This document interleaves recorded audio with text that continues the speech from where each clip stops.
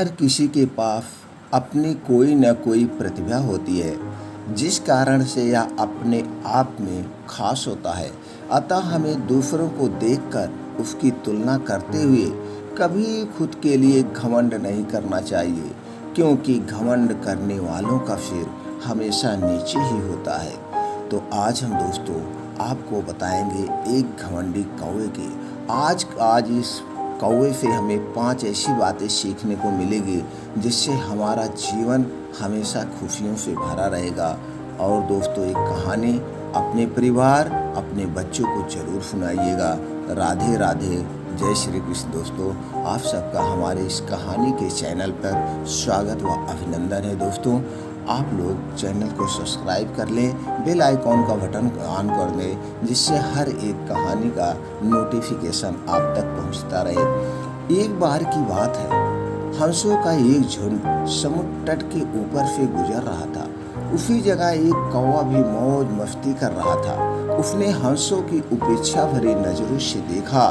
तुम लोग कितनी अच्छी उड़ान भर लेते हो, कौवा मजाक के लहजे में बोला।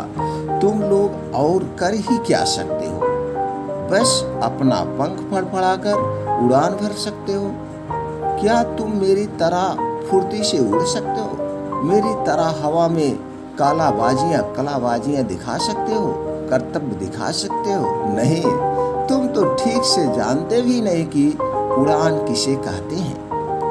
कौवे की बात सुनकर एक वृद्ध हंस बोला, ये अच्छी बात है कि तुम ये सब कर सकते हो, लेकिन तुम्हें इस बात पर घमंड कभी नहीं करना चाहिए। भैया कौवा, मैं घमंड नहीं जानता।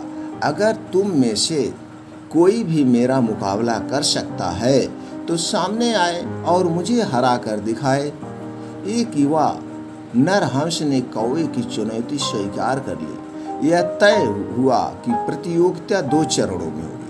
पहले चरण में कौवा अपने कर्तव्य दिखाएगा और हंस को भी वही करके दिखाना होगा, और दूसरे चरण में कौवे को हंस के कर्तव्य दोहराने होंगे। फिर प्रतियोगिता शुरू हुई। पहले चरण की शुरुआत कौवे ने की और एक से बढ़कर एक कलाबाजियां दिखाने लगा।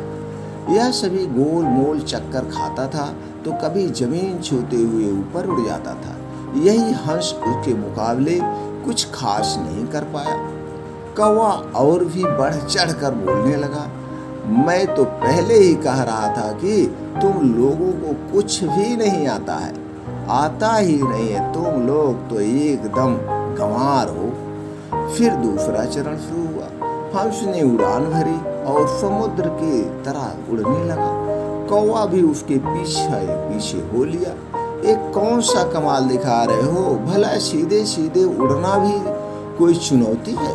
सच में तुम एकदम मूर्ख गंवार हो, तुम लोग तो कुछ कर भी नहीं सकते। पर हंस ने कोई जवाब नहीं दिया और चुपचाप उड़ता रहा। धीरे धीरे वह जमीन से बहुत दूर होते हुए और कौवे का बड़बड़ाना भी कम होने लगता गया और कुछ देर में बिल्कुल ही बंद हो गया। कौवा बुरी तरह से थक चुका था। इतना थक चुका था कि अब उसे चलना उड़ना भी समस्या होने लगी।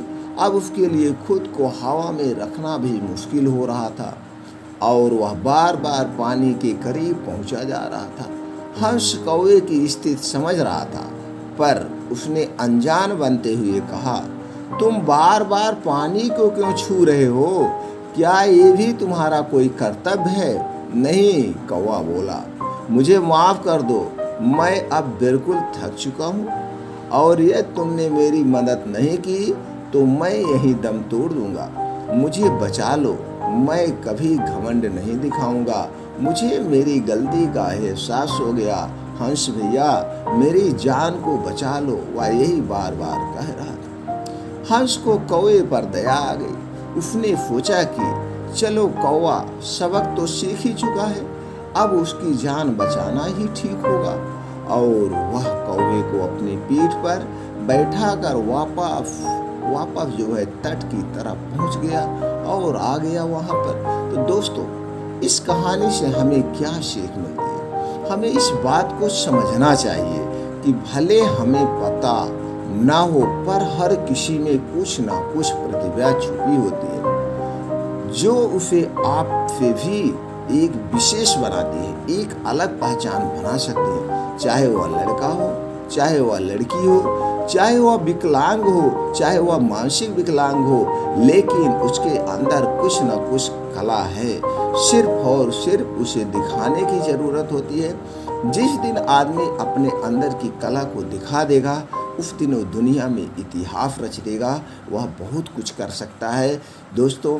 और भले ही हमारे अंदर हजारों अच्छाइयाँ हो, पर यदि हम उससे घमंड करते हैं तो देर सवेर हमें भी कौवे की तरह शर्मिंदा होना पड़ता है। जैसा कि एक पुरानी कहावत भी है, घमंडी का सर हमेशा नीचा होता है। इसलिए ध्यान रखिए कि कहीं जाने अनजाने आप भी कौवे वाली गलती तो नहीं कर रहे। तो दोस्तों, आप सभी को यह प्रेरणा देने वाली कौवे की मोरल कहानी कैसे लगी और इसमें से कौन सी बात आपको सीख लगी, और क्या ऐसा लगता है कि नहीं ये कहानी ज़्यादा से ज़्यादा लोगों तक शेयर की जा सकती है, उनके बच्चों को भी उत्साहित कर सकती है। तो दोस्तों प्लीज़ रिक्वेस्ट है, ज़्यादा से ज़्यादा लोगों तक शेयर करें, उन्हें भी जानकारी मिले, वो भी अपनी प्रतिभा दिखाएं और अपने सपने को पूरा करें जैसे हमारा आपका कर्तव्य है। तो दोस्तों चलिए मिलते हैं फिर ऐसी ही ज्ञानवर्धक कहानी के साथ अगले वीडियो में। तब तक आप अपने परिवार के साथ खुश रहिए, मस्त रहिए, एंजॉय करिए।